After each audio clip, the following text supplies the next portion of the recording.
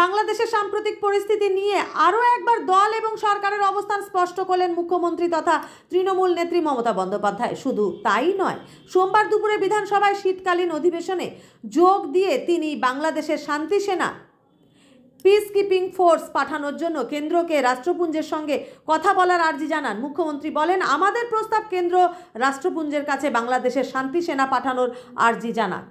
একই সঙ্গে বাংলাদেশ নিয়ে সংসদে প্রধানমন্ত্রী নরেন্দ্র মোদী কিংবা বিদেশমন্ত্রী এস জয়শঙ্করের বিবৃতি দাবি করেছেন মুখ্যমন্ত্রী। তিনি বলেন, বাংলাদেশ নিয়ে সংসদে বিবৃতি দিন প্রধানমন্ত্রী, যদি তার কোনো অসুবিধা থাকে তবে বিদেশমন্ত্রী বিবৃতি দিন। বাংলাদেশের সাম্প্রতিক পরিস্থিতি নিয়ে আরও একবার দল এবং সরকারের অবস্থান স্পষ্ট করে তিনি জানান, এই বিষয়ে সিদ্ধান্ত নেওয়ার এখতিয়ার রাজ্য সরকারের নেই, তাই তারা কেন্দ্রের পরামর্শ মেনে চলবেন বলে জানান মুখ্যমন্ত্রী। বাংলাদেশে ভারতীয়রা আক্রান্ত হলে তার সরকার তা সহ্য করবে না বলে জানান মুখ্যমন্ত্রী। বলেন, যদি বাংলাদেশে ভারতীয়রা আক্রান্ত হন তবে তা আমরা সহ্য করব না, আমরা তাদের সেখান থেকে ফিরিয়ে আনতে পারি। এই প্রসঙ্গেই তার সংযোজন, আমাদের পরিবার, সম্পত্তি এবং প্রিয় মানুষেরা বাংলাদেশে আছেন।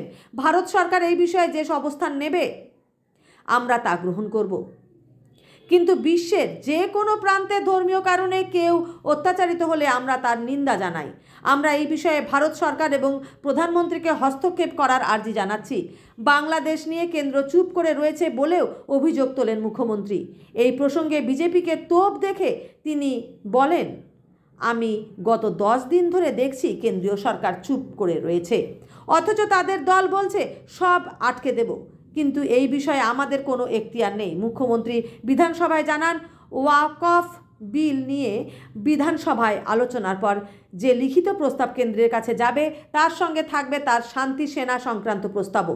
বৃহস্পতিবারও বিধানসভার অধিবেশনে বাংলাদেশ প্রসঙ্গে মমতা জানিয়েছিলেন, বাংলাদেশ ইস্যুতে দেশের সরকার যে সিদ্ধান্ত নেবে তিনি তার সঙ্গে আছেন। বুধবার সংসদের বাইরে দাঁড়িয়ে বাংলাদেশ প্রসঙ্গে প্রায় একই কথা বলেছিলেন তৃণমূলের সর্বভারতীয় সাধারণ সম্পাদক অভিষেক বন্দ্যোপাধ্যায়।